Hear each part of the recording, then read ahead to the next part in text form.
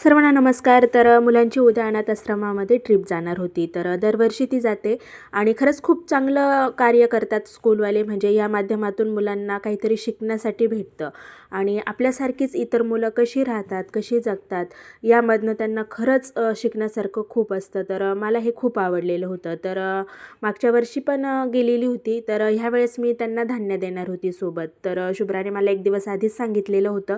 त्यासाठी माझं घरातलं दळण पण करायचं होतं आणि त्यांना देण्यासाठीचं पण दळण करायचं होतं. दोन्ही मला करता करता वाजलेले होते 5 आणि त्यातल्या त्यात मुलांना आज पाहिजे होतं मंचुरियन सूप.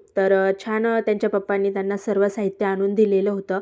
कारण हे मंचुरियन सूप जे आहे ते शुभ्रा बनवणार होती आणि फर्स्ट टाईम आम्ही बनवत होतो घरामध्ये.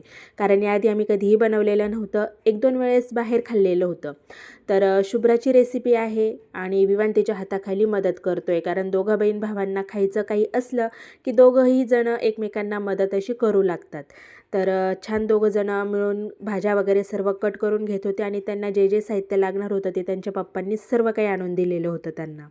ह्या अशा सर्व भाज्या शुभ्राने आणि विवानने दोघांनी मिळून छान कट करून घेतलेल्या होत्या. त्यानंतर तिने तिच्या पद्धतीने ते नूडल्स वगैरे आहे ती छान पाण्यामध्ये उकळवून त्यानंतर त्याला मक्याचं पीठ लावून आणि मग छान ते तळून घेत होती.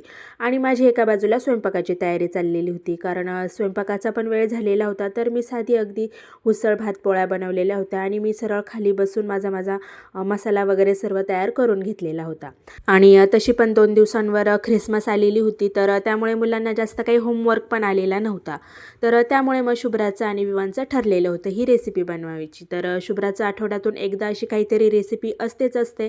हे असं छान तिने तेलामध्ये सर्व थोड्या भाज्या घेतलेल्या होत्या, त्या परतवून घेतलेल्या होत्या आणि त्यानंतर मग लागेल तसं पाणी, त्यानंतर हे जे सॉस आणलेले होते ते थोडे टाकलेले होते. त्यानंतर मक्याचं थोडंसं पीठ जे असतं ते थोडंसं कालवून घेतलेलं होतं, ते पण त्यामध्ये टाकलेलं होतं.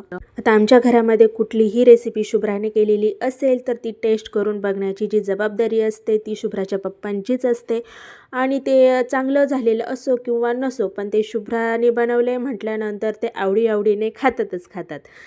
असो, सर्व पप्पांचं असंच असतं, बरोबर की नाही. त्यानंतर मग दिलेलं होतं आम्ही विवानला टेस्ट करण्यासाठी.